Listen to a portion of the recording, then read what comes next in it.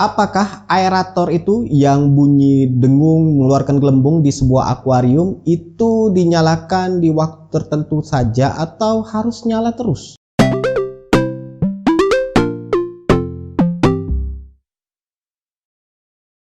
Halo gan, salam iwa buncit.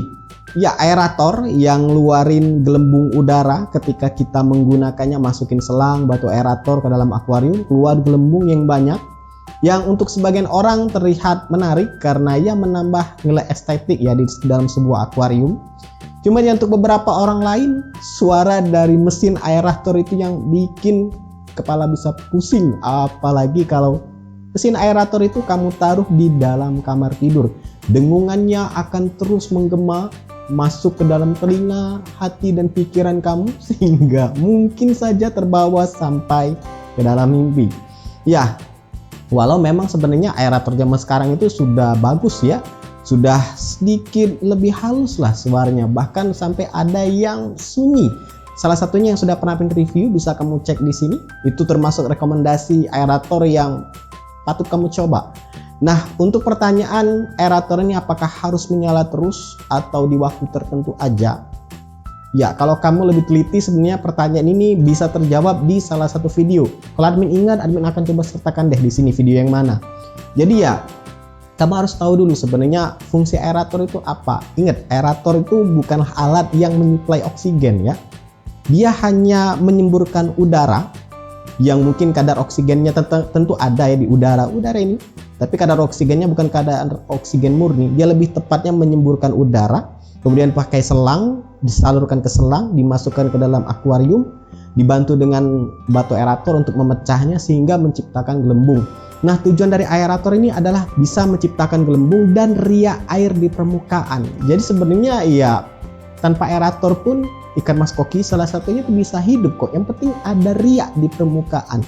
Jadi ya kalau kamu bisa menciptakan riak itu tanpa, bukan riak sombong ya, riak di permukaan itu, sebenarnya tanpa penggunaan aerator pun bisa. Aerator kamu mau nyalakan di waktu tertentu aja bisa, atau mau dimatikan sama sekali juga bisa.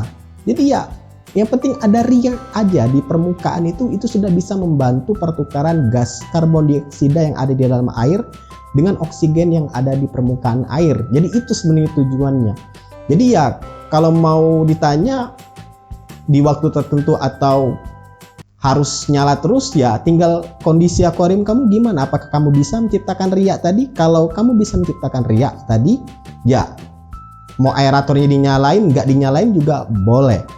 Dan aerator ini di waktu-waktu tertentu memang butuh ya, apalagi ketika pemadaman listrik. Nah, itu bisa dinyalakan di waktu-waktu tertentu. Jadi pemadam listrik nggak ada semburan atau kucuran air dari box talang karena pompanya mati. Ya aerator, semisal aerator baterai atau aerator AC/DC itu memang diperlukan supaya tetap terciptanya riak air di permukaan. Jadi ya, intinya kalau kamu bisa menciptakan riak di permukaan, ya aeratornya itu mau dimatikan, mau dinyalakan terus, ya bebas kamu.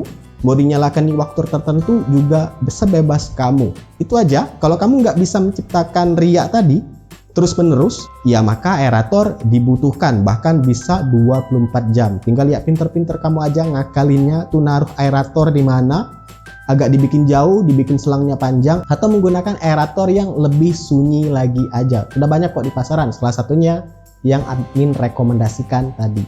Ya buat kamu yang punya pertanyaan terkait ikan hias, salah satunya ikan mas koki, bisa tuliskan di kolom komentar. Kalau admin ada ilmunya, ada pengalamannya, admin akan coba bagikan ke kamu. Silahkan like, subscribe, dan bagikan channel ini ke teman-teman kamu. See you!